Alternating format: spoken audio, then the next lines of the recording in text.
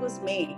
So I totally get it. I didn't have schooling for close to 7 months when I was in Puerto Rico as a result of the hurricane. So I go back to how I felt. I want to see my friends. I want to see my teacher, and that has me all fired up to just do this work and make sure that, well, some of them are not going to be in person, that it's still a magical experience because it's all about the connection and how we receive them.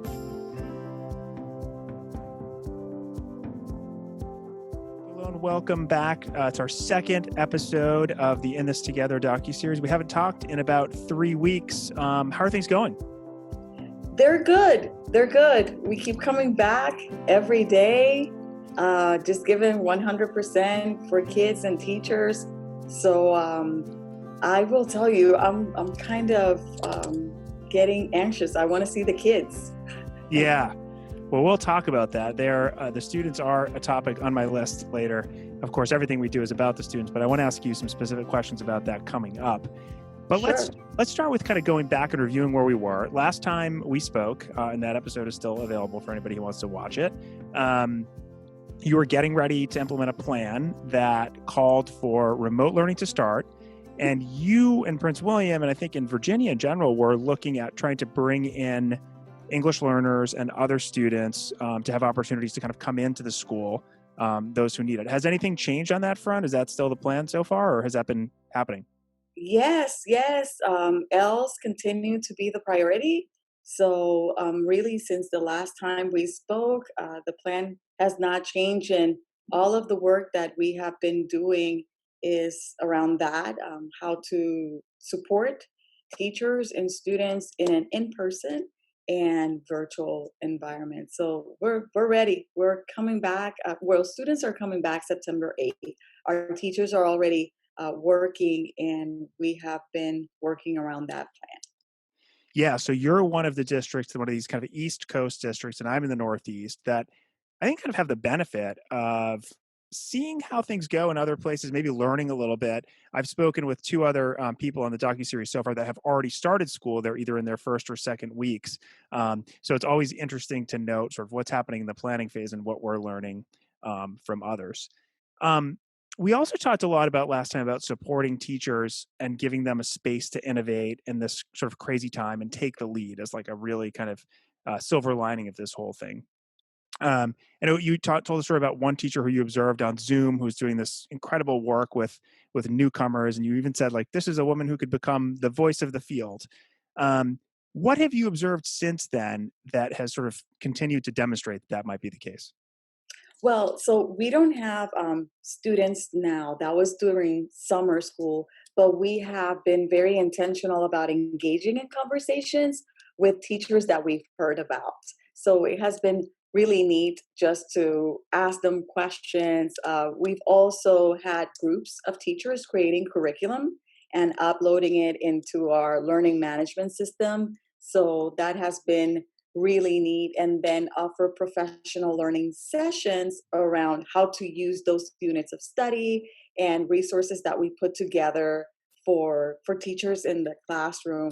I've had meetings with some of them, just really seeking for feedback and input that has influenced how we're moving forward, what we're offering, how we're changing things.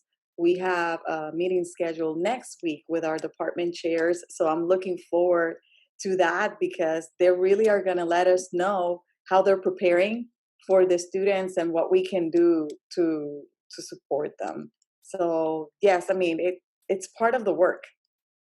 Yeah. So much anticipation right now. Like there's just so much anticipation. I can't even imagine. I've been out of the classroom for a while now, but I'm sort of living vicariously through you all and through all the teachers that we support here at Elevation and through my own kids and their teachers. And like part of it I say, wow, that's a lot of work and I can't even imagine doing it right now. But actually part of it makes me think, what an incredible time to be an educator and particularly to be sort of a leader of English learners, to be able to kind of really take everything we're learning right now and apply it to something good, you know? Well, and Steve, I will say that sometimes I'm in a place where I'm thinking out loud and thinking of ideas, and just to have people that will come back, we can do this, or I thought about a better way, and I just have to co-sign the project is just amazing. And it just makes it easier to come back every day because you know you're surrounded with people who care and who are all in. Is it easy? No. Do we have Dr. Phil moments where, where we want to cry because we don't know, okay, how is this project gonna, you know, going to start? But we just do it, and we do what I like to call make magic happen. Yesterday was just an example with parent engagement. We had offered some sessions on the new learning management system, and typically we would have between 300 parents. And one of my colleagues, he purchased you know, Zoom to have more people, and we Right. ended up with 1,500, which can be kind of scary because you're thinking, how are we going to manage questions? Do we have enough people? But you know what? People showed up. We just modeled how to use the tool. We had enough people for the chat. And then at the end, we just said, wow, we just did it. And we served 1,500 families that are going to be better as a result of this. It wasn't complicated, right? We could have created this sophisticated proposal, and we did it. We just did it. We showed up. We did life together, and our parents are very appreciative of that. Well, I have to tell you, there's so many. I'm seeing so many parallels in the conversations I'm having with people from like totally different districts. Just case in point, and this is an episode that we've actually already released. We were talking with Juan Corona and Maribel Taboada, who are the EL director and the assistant superintendent in Maywood, which is right outside of Chicago. And when I Mhm. tell you that they said the exact same thing, number one, he said his words were, "It's all hands on deck here. Everybody's in." You said all in, and that's what we do, and we do it, and we're okay. And the other thing, I was already thinking of that when you said that, and then you got into the I don't know, it was the LMS or the parent portal. His is a parent portal, but it was the same thing, the family engagement piece. He said, I could not believe how many people came in and joined in. And this is something that for years we've been preaching and trying to tell parents and families, hey, this is available. So it's just, I mean, yeah, it can be totally intimidating when you have that many people and maybe not even the technology to support it.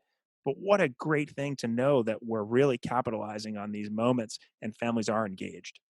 And Steve, you know, while I was there, because I was in awe, the number of participants kept coming up and up and up, and I said, "Oh, they're coming." So historically, if you ask a principal or you ask folks at school, they will tell you you need to have food for people to come. You need to have this to engage families. There was none of that. There was just real people modeling a tool, doing life together with our families, and allowing for questions to be asked and creating this common space where we are just doing life together.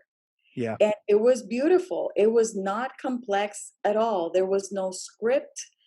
It was just a space where they could just be vulnerable, ask questions, and us let them know we are here for you. And this is how you can connect with us. This is how you can get more information. These are the tools that we have available. It was great, and I think we're going to be stronger as a result of doing things like this. It's great.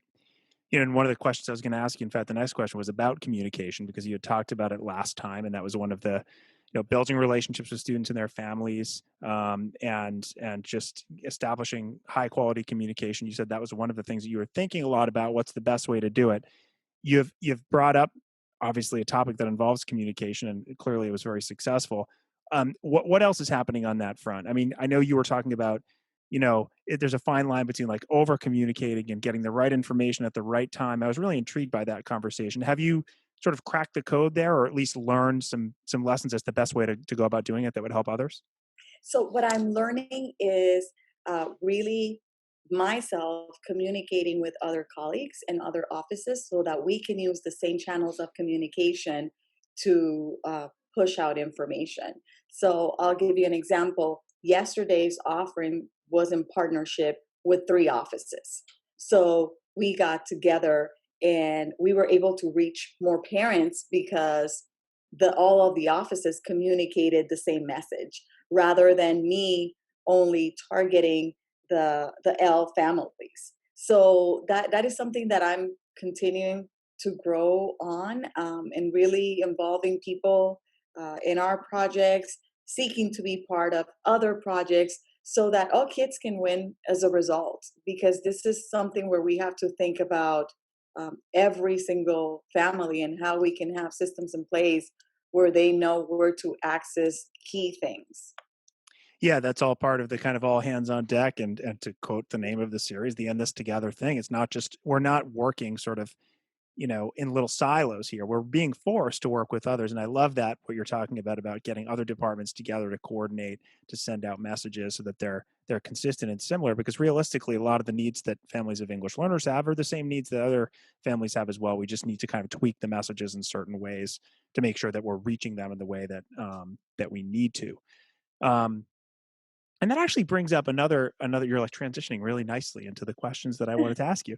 So like in terms of reaching different types of students, we know that English learners are on a sort of wide spectrum of both skills with the language and socioeconomic, and it's a very diverse group of students within one group.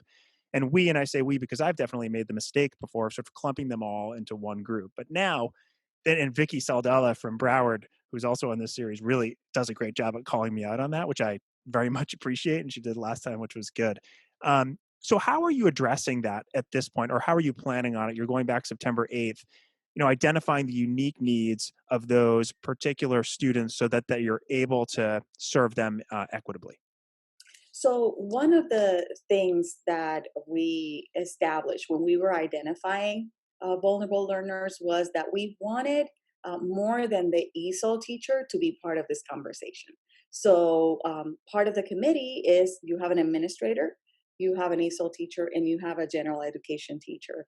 And I will say that one of the things that I'm really proud of that we've been very intentional about in Prince William is building leaders of L's.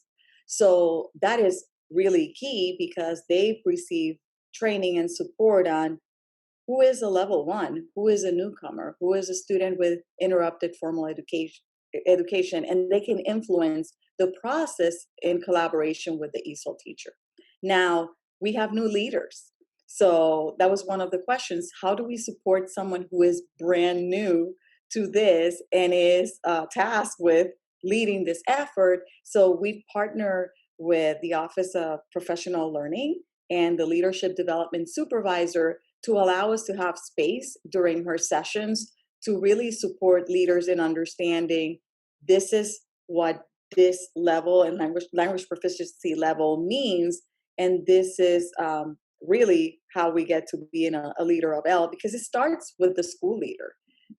They're the ones that are signing on this document. They're making decisions, and you know this, right? Without their support and having leaders who are culturally responsive and understand the needs of our students, we really can move forward. So we're being very intentional about supporting school leaders, engaging in conversations with them beyond the email and beyond the document, really hosting focus groups, being available over the phone. So if they have questions, we can walk them through the process, which is really nice because it affords us to build relationships and ask questions about, okay, tell me more. I'm curious about that.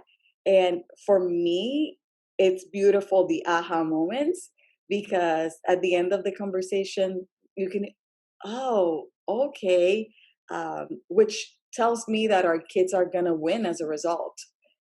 So seeking to, again, support people at the school level and going beyond the email document.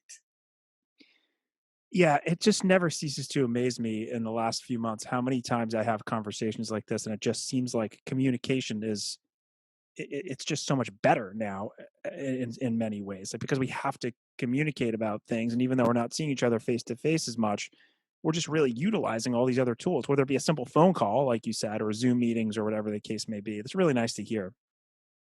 Yeah, and allow leaders and and the teachers also to be vulnerable and ask questions, because I'm not expecting everyone to know the work that we're doing. That's what we're here for. So grace, patience, and I will say availability. This is something that we've talked a lot about in the office. Let's reflect on our presence, because previously I was in schools all the time, but how do I let people know I'm here if you need me? You can call me if you need me. When is the meeting happening so I can be there and supporting you? So, really making sure that our presence is out there, and that they can see value in what we can offer them, and really not negotiating high expectations for students because we're going to be back in a different way. Right. So how about, all of these changes have required obviously a different kind of and a focused level of professional development. We talked a lot about that last time about some of the changes to professional learning. I don't know if you've done anything between now and the last time we talked, but I do know you have some plans. So I'm curious to hear both about whether anything's happened in the world of professional development for teachers in the last few weeks since we last talked and how it went, and then maybe what your plans are moving forward. So we have, and I will say, it's one of the things that excites me about what we're doing in the office, because our folks have been quick to identify needs. And that's because they're in touch with teachers. So those listening sessions let you know where people are, and you can really use them to measure the temperature of what is it that people need now. I will say that when it comes to L instruction, our teachers are strong. We've done professional development for such a long time, but we kept hearing, okay, how do I do this in a virtual environment? So we shifted. We said, okay, how does co-teaching look in a virtual environment? We had Dr. Elisa Deeker come, and she did a lot of training last week with our teachers. And we did something really unique and special, because we felt that the transition was giving some teachers a little bit of anxiety, because they want to do well, Yeah, understandable. and historically they have done well. So we offer sessions on thriving in a virtual environment. So how do you take care of yourself? How do you prioritize what needs to be done? I find that social media sometimes can add to that, because they feel as if they have to have all the emojis and all the, you know, pixie dust that they see, but really, what is it that our kids need? And letting them know, got to take care of yourself, because this takes creativity, and we talked about this during the last episode.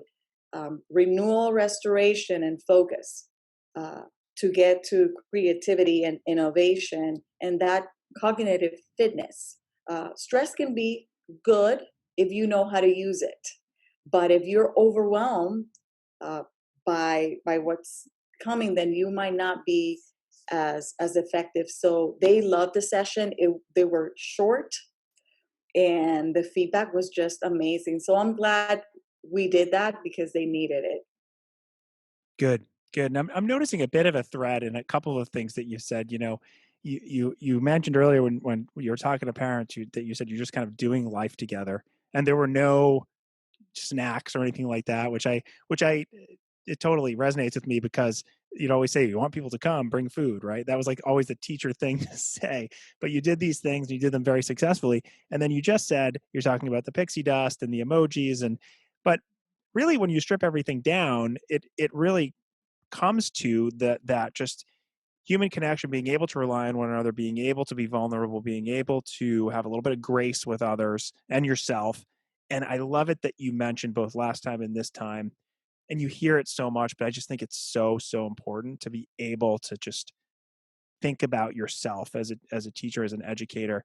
Take the time, if not for yourself, for everybody else that you're working with, although you should always do it for yourself as well. I mean, I think that's really important. And the stress, like you said, can really get in the way. I know it motivates me to do certain things, but then there's a level where it's like shutdown mode. So I appreciate you bringing that up again. No, and when you said about bringing snacks, I now, if someone said that, I would argue that what you need is to bring yourself, your honest self.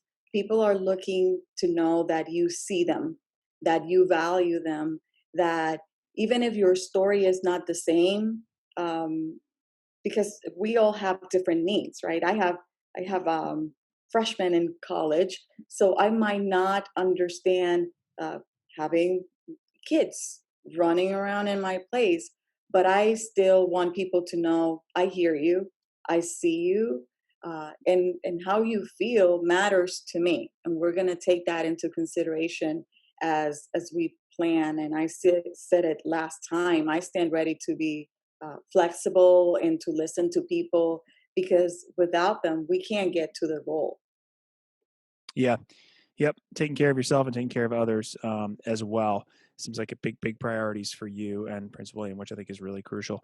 How would you say your teachers are feeling right now, aside from just sort of anxious, but hopefully knowing that they have support, and particularly those teachers who are going to be working with English learners? I mean, you mentioned that they're nervous about the remote, which is totally understandable. But have you been able to take the pulse at all? So I've talked to some of them, and they miss their kids. They miss their kids, and I do too. They have been making connections with them. We have some that have actually taken the model of parent engagement and done it for their schools. So that has been really nice, because at the end, you want to make sure that you're building leaders, and so that's exciting. And I think they just want to know, okay, let them come so that we can start assessing the plan. And I'm waiting for that too. I want to see little faces either in person or Zoom. I know I'm going to be, the first week I'm planning to be in schools just to connect with our teachers and with kids, and we'll reflect as soon as we start and see, okay, where do we go, what else do we need to do, and then I'm looking forward to hearing from them. Yeah, I think we all are, and I think everybody's hopefully going to breathe a nice sigh of relief when they finally see their students, whatever in whatever mode that may be. I feel like at some point your instinct or your training or what you were born to do in some ways just comes out at that point, and I'm hoping that that happens. And it will say that it seems like from the folks that I've talked to who have started school, they have nothing but really great things to say. They're telling me that there's glitches, that there's gremlins Dr. Johnson talked about in Texas, but they're learning those are all learning opportunities. There's no way we're going to avoid technical issues. And when we get hung up on, oh, what if, that's when we run into problems. We have to look at them as learning opportunities. What's been the biggest surprise that you've experienced since we last talked 3 weeks ago? Hmm. There's, I guess there's many surprises, but you know what? I'm going to use mine as an example. All the learning that I've had to do, because my training has been for in person.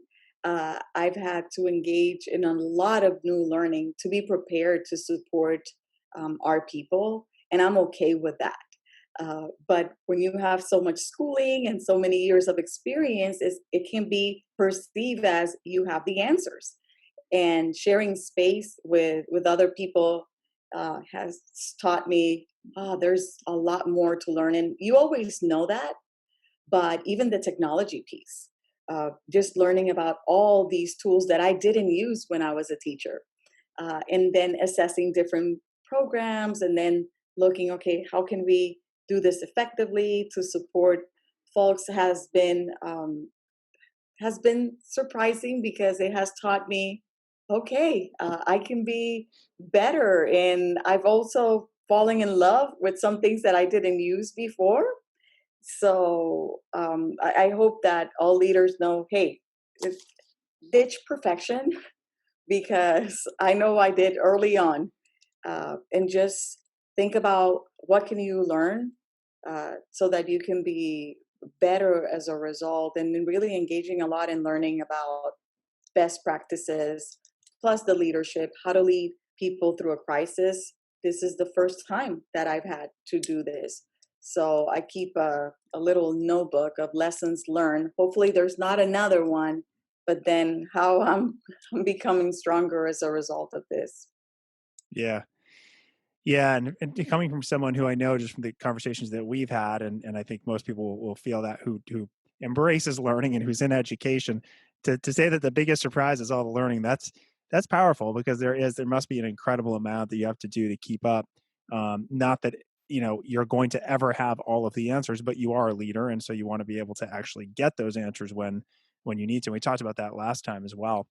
And Steve, it can be overwhelming. And the reason I say learning is because remember, initially, we as educators were being bombarded with all these emails from companies and strategies and different things.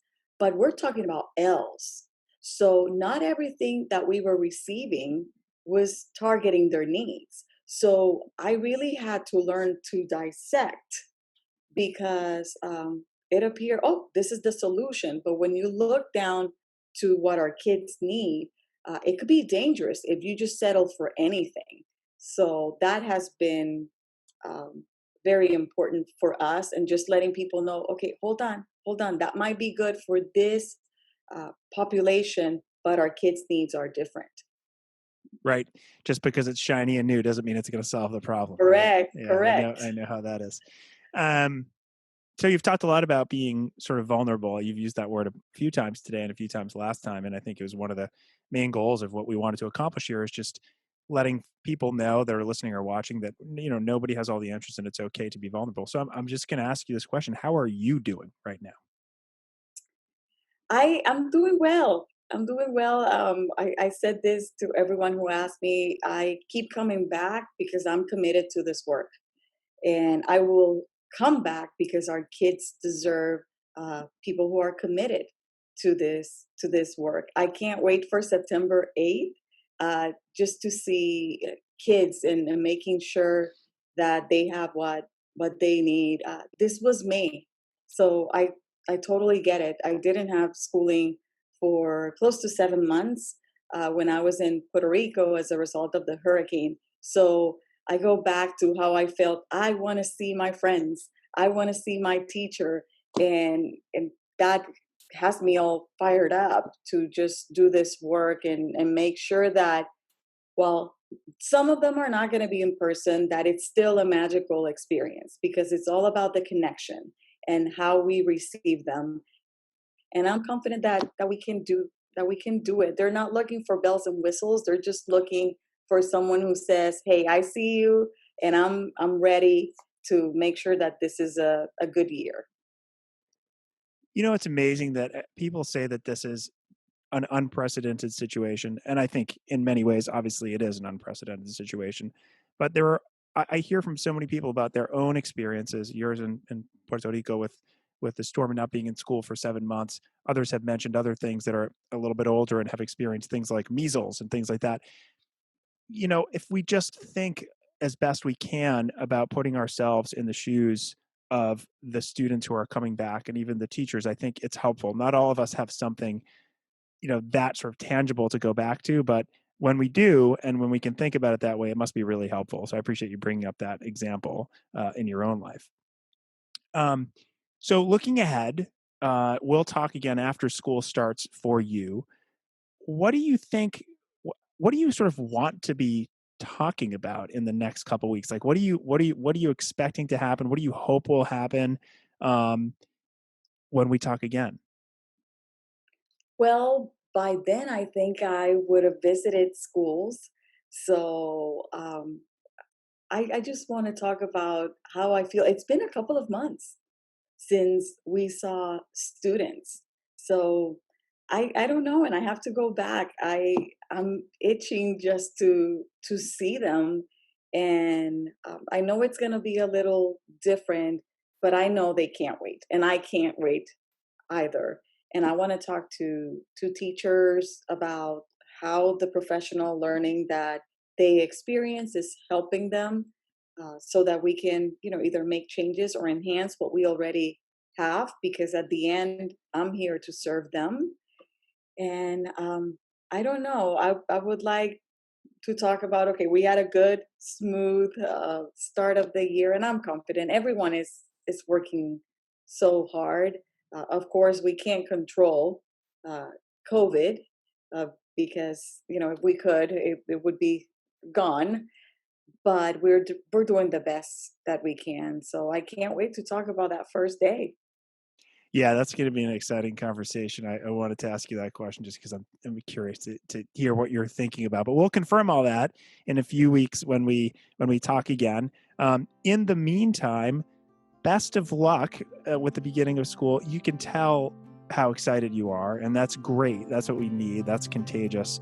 I'm sure it'll go well, and we'll be sort of listening in from the sidelines and cheering you all on. And we'll talk again after you start. And with that, Lynn, thank you so much for joining us for this second episode of In This Together. We really appreciate it. Awesome. Thank you.